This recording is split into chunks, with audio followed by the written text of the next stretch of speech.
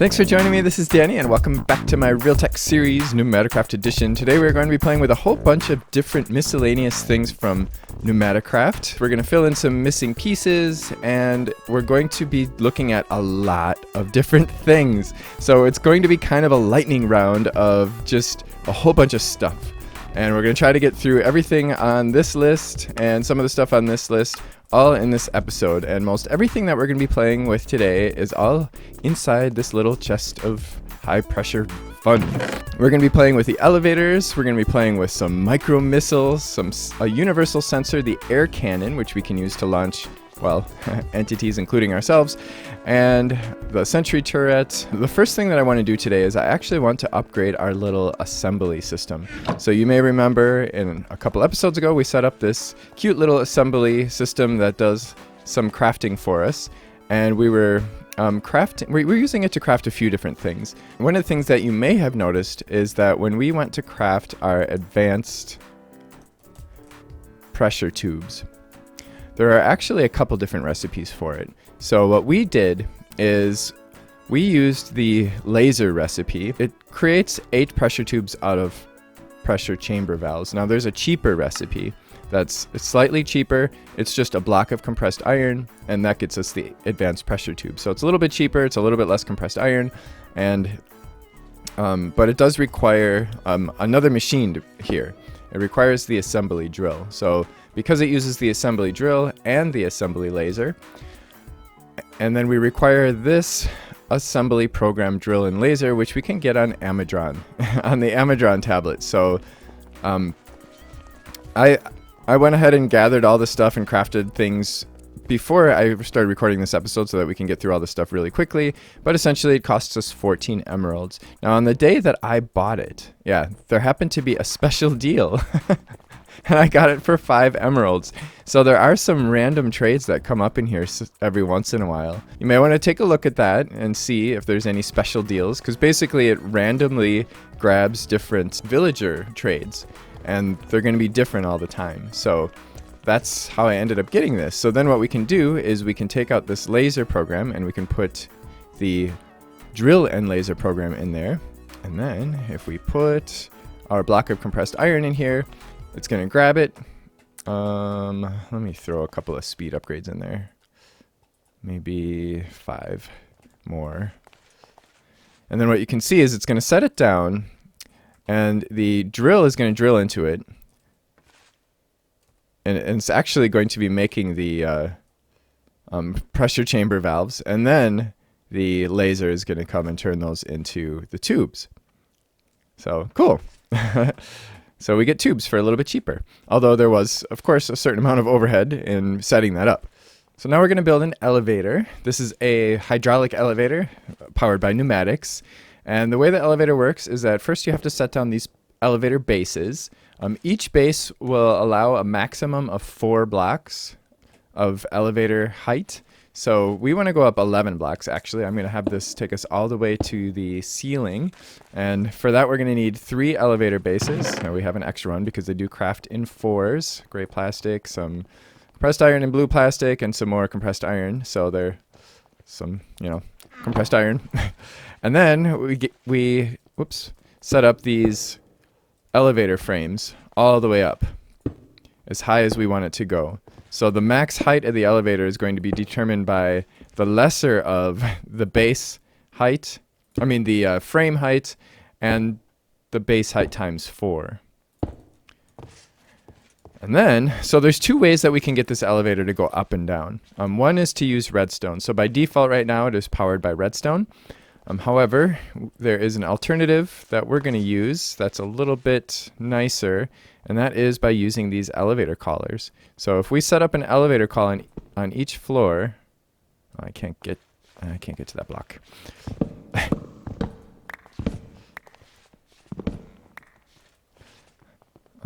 Let's just put that there for now so that we can get this to face the elevator. You can see that we have a single floor. These things they don't go where you want the elevator to land. You want it to be 1 block higher. So this one's going to have to be right here. So now, if we want the elevator to come up here, we can click that button. Oh, actually, we need to get it some pressure. That'll come next. Up on the roof, and I'm going to set an elevator collar right there. So now we've got all 3 floors set. I'm going to drop down here and take a little damage. So now we need to get pressure into the skies. We can connect into any one of the bases. Of course, I'm going to start on this end so that I don't end up releasing a bunch of pressure. And I have a tube, a camouflage tube in that block. And now this guy should start building up pressure. It has a maximum of 5 bar, so you don't want to use advanced pressure here. And now we should never have to go down there again, so I'm going to cover this up. Now we can go in the elevator, and we can click on the floor that we want. Hooray! Go up to the ceiling. Now it's a little bit slow, but we will soon change that. In fact, it's so slow, I'm going to jump off here. Go down here and grab in our little chest of high pressure fun. We've got some upgrades, or some speed upgrades. There's a couple upgrades we can do. We can do the speed upgrades. We'll start with 5 because that's kind of a reasonable speed. Then we'll take a look at 10 because it's crazy. And we're just going to look at it for fun.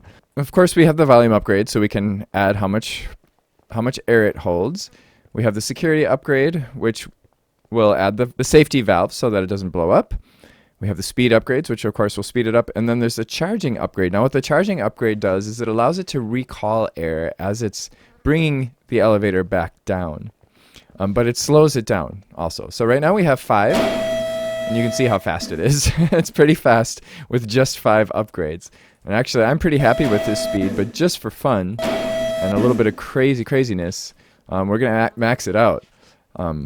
And see what happens. Did we just move? So you max it out, and it acts a little bit almost like the open blocks elevators, where it's just kind of almost practically instantaneously brings you to the, yeah. And I have found that's one of the reasons that I don't use the max speed upgrades is it does tend to be a little bit buggy sometimes with desyncing, especially if you're on a server. Like sometimes it'll even leave you behind. Like it did before.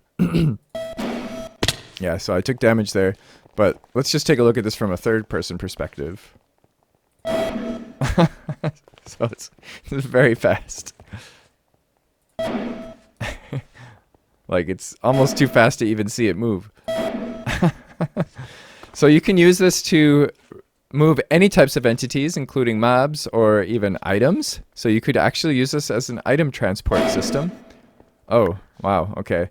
But maybe it doesn't work as well when it's going this fast, I don't know. You can multi-block this thing too. If you have multiple elevator bases, they're all at the same Y level. It will act as a multi-block so that you can stand anywhere on that platform. Next thing in our high pressure chest of fun is the universal sensor. So the universal sensor is a sensor that senses lots and lots of different things. It is highly configurable. It's capable of sensing blocks, entities, and just all kinds of crazy stuff. And of course you can check the documentation to see what all it can do. But what I'm going to use this for right now, and we're going to take a look at some of the other options while we're in there, but what I'm going to use this for right now is to output a redstone signal to this pressure tube when our thermopneumatic processing plant is at a temperature that we want. So previously we had been using a potentiometer to give it a particular redstone strength. What this will do is it will give it full pressure until it reaches the temperature we want, which means that it'll reach that temperature faster. If we look at the upgrades that are available, we can see, of course, the usual things, the volume upgrade, the security upgrade. Then we have these 3 different upgrades that kind of determine the behavior of the sensor, of what it's going to be sensing. So we have an entity tracker, which will allow us to track entities, like counts of entities, and have it output redstone signals based on what it finds. We also have the dispenser upgrade, which will allow it to do all kinds of different universal type sensing of things that are going on in the world. So you can sense whether it's daylight. You can work with variables, which is a little beyond the scope of today's thing. We can do a rain sensor, how many players on the server, tick time, lag. Twitch, we can see whether a Twitch player is online. We can sense the time. And we can also get a weather forecast, which predicts when it's going to rain next. So the redstone signal will increase over time as it gets closer to a rain event.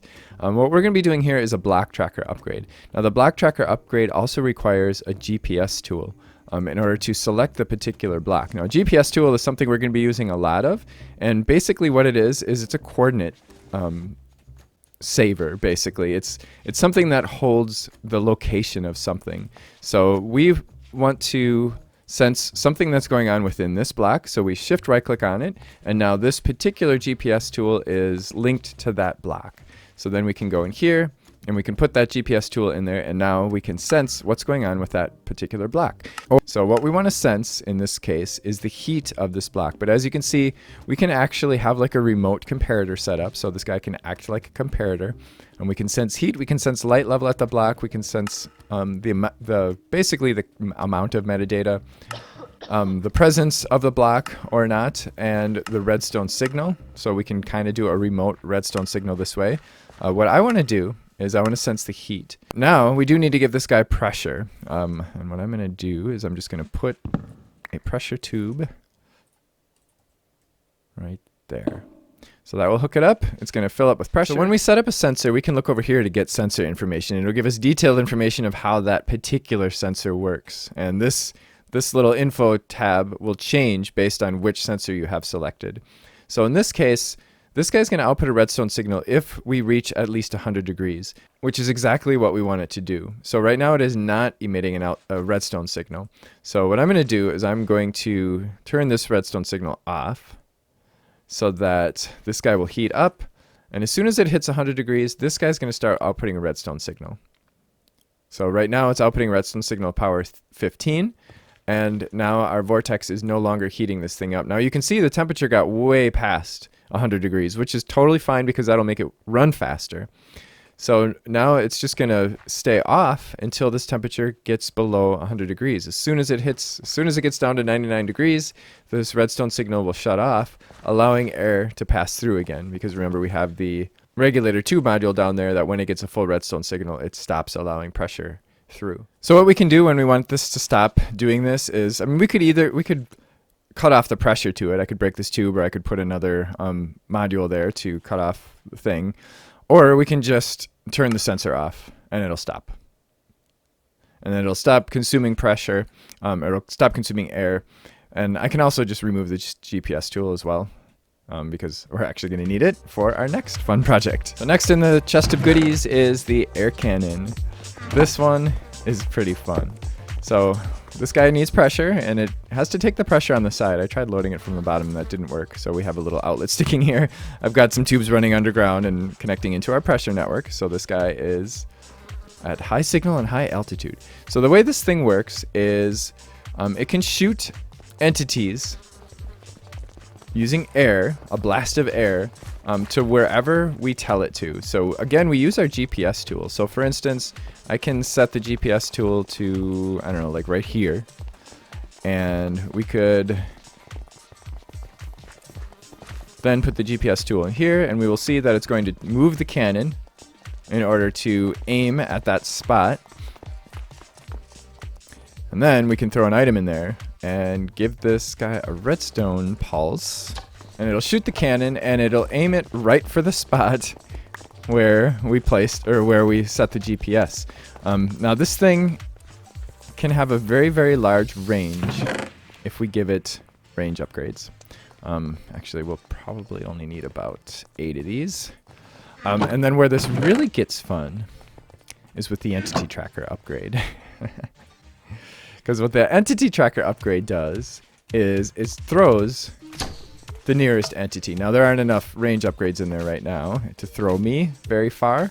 So if I pump this thing full of range upgrades, we'll see that, oh my god. Okay, I'm going to take some damage on my die. Oh my god. Good thing I had all those extra hearts.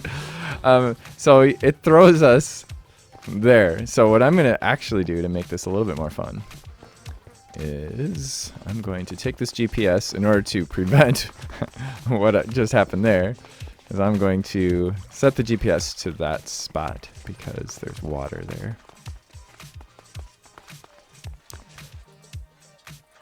And then I'm actually going to do a little regen. I'll be right back. Okay. I've got some regen. So this is set to that water thing over there. Now it's going to launch the nearest entity to it within a range. So I could theoretically launch one of these guys too. I'm going to test it myself first. See how it works. Whee! So it puts us right in that spot. Oh man, we landed on the edge, or did the water? I think the water pushed us. So it threw us right to that very spot that the GPS was set to. So this could actually be a pretty nice transportation system, because you can have it launch you pretty far. And as you can see, I only have 8 range upgrades in here, and you can get it to shoot you up to 250 blocks. So someone had asked me in the comments whether or not we can use the heat from the flux compressor or whatever other item that causes a lot of heat to basically power something else that requires heat, such as the refinery or our plastic mixer and that such. And the answer is yes, but it's difficult. It's difficult to do because it's a difficult balance to pull enough heat from this so that it doesn't get too hot and provide enough heat for the refinery without losing any heat. Now what I'm going to do is I'm going to demonstrate something else that we can do with heat. Now we could do this with a vortex tube or anything else that provides heat, but we can also use something that as a side effect produces heat. So if I put a chest on here, now we could put like a furnace on here. That's one thing that you can do with heat, is you can power furnaces. So like we could put a vanilla furnace on there and it'll power the furnace without any fuel. We can also use a heat frame. What a heat frame does when you place it on an inventory is it basically turns it into a furnace or a cooling device. So if we apply coldness to this, like with the other end of the vortex tube, it will allow us to freeze things. But in this case, if we put, let's say, some dark oak wood in here, and let's say we upgrade our flux capacitor with a couple of...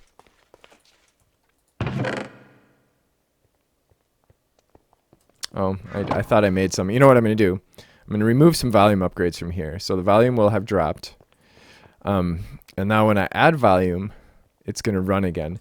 Now the heat sinks are not hooked up right now because I removed that block of compressed iron. So now what's happening is the heat is being transferred into this chest because it has the heat frame on it. So as this temperature rises, the temperature will start to affect the things in the chest. However, we will have to wait for it to reach a certain temperature. Oh, you know what? I need to get rid of these heat sinks because we're losing heat from the heat sinks. There we go. So now it should heat up very quickly.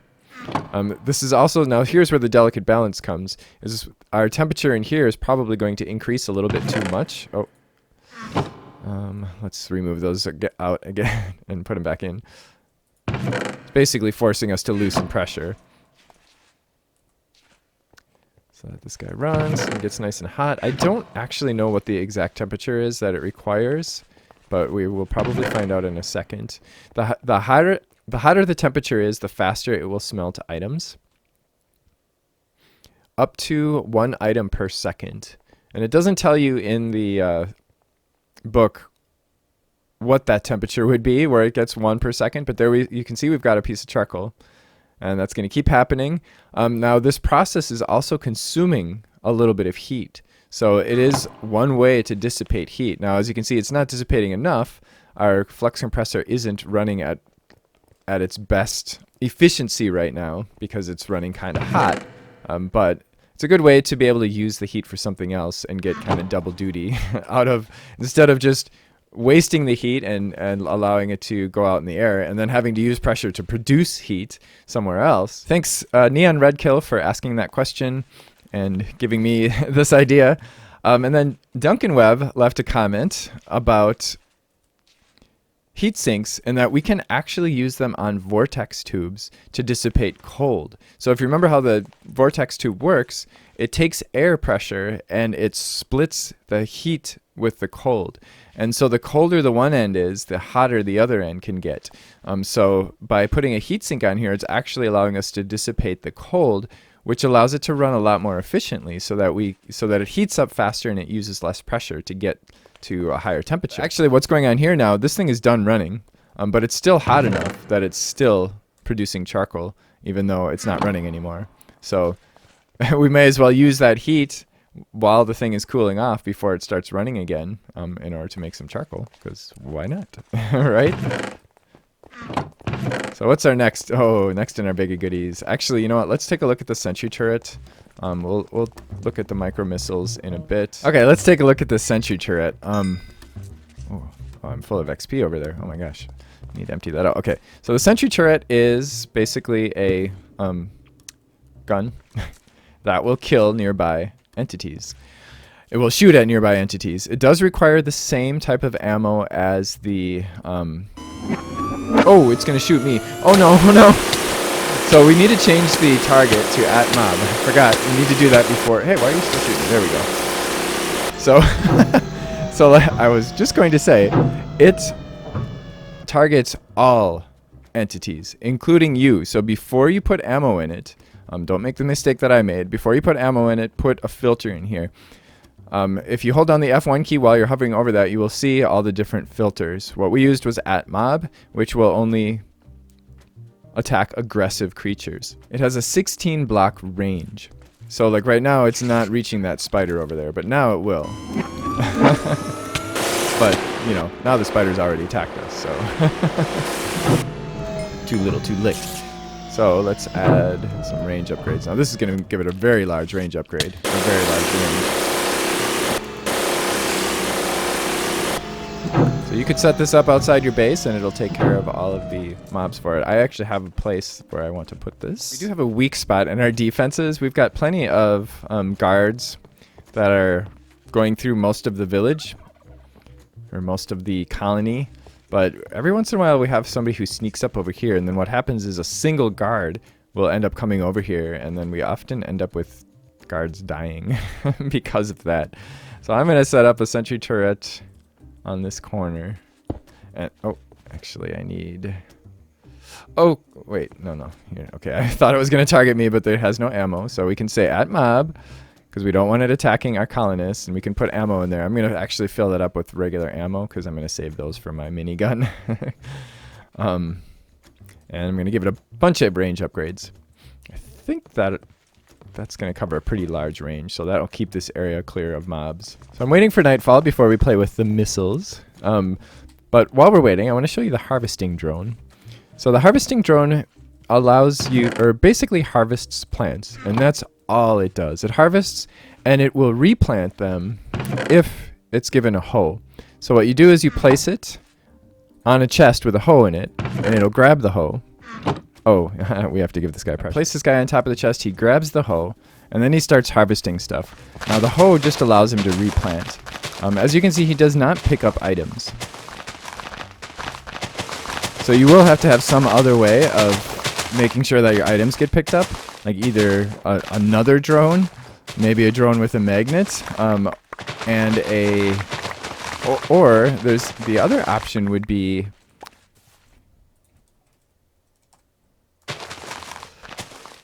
a vacuum pump with an air grate tube module. So this is a module that you put on the tube, and basically it acts like an item vacuum, actually a entity vacuum. So it will also vacuum up like entities, mobs.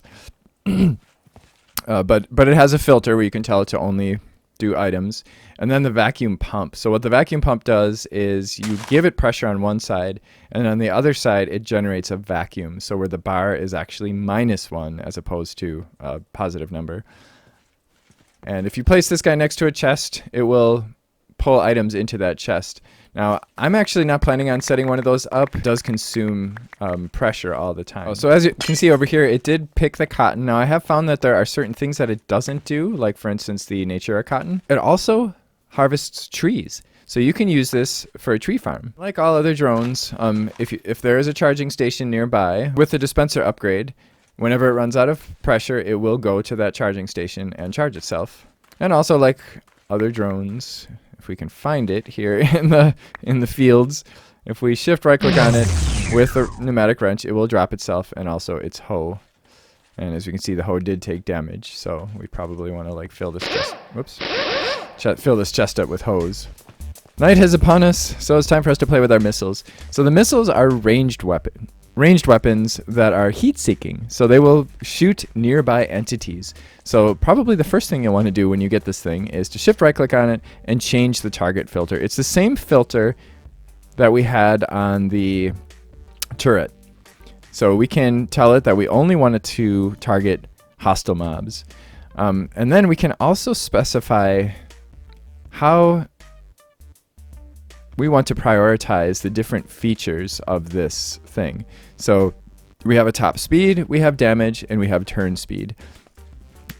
And by default, it'll be in the middle of those three things. So let's find some mobs to target out here. So so if I just like click this off here, oh wow, I didn't realize that guy was so close to me. We will see that it will curve to hit mobs. Okay, so those guys are going after each other.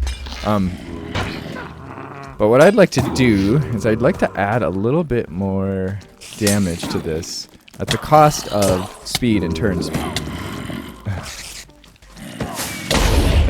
Wow.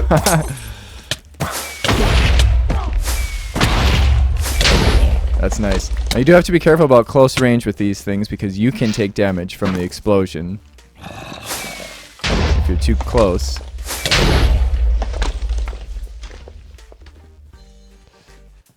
Get this creeper with his own nice. Wow, that's a lot of damage. So then what we can do is we can actually save as default, and then every time that we craft a new micro missile, it's going to start out with these settings. Oh man, I hate these guys. Oh, hit the zombie. I don't care about those. There we go. Why are they taking damage? Huh, weird. And you get 100 shots per missile that you craft, and this is how you craft them. So they are a little bit expensive, but you get a lot of shots from them. We're down to 68. I actually used it quite a bit before I started recording too. Well, our chest of pressurized fun is empty, which means that we are coming to a close today. We actually covered quite a bit of stuff today. We got the harvesting drones, we looked at the assembly drill and laser, and the extra crafting recipes that it opens up. There's actually also some more stuff that we can craft with it now too. We looked at the miscellaneous heat sink tip that Duncan Webb gave us.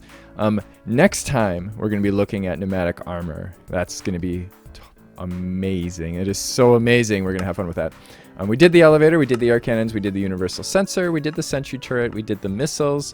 I talked about the vacuum pump, but I just don't have a practical place to set that up right now, but we may play with that in the future if I do some automation setup, maybe a tree farm or something like that, or some other kind of farm.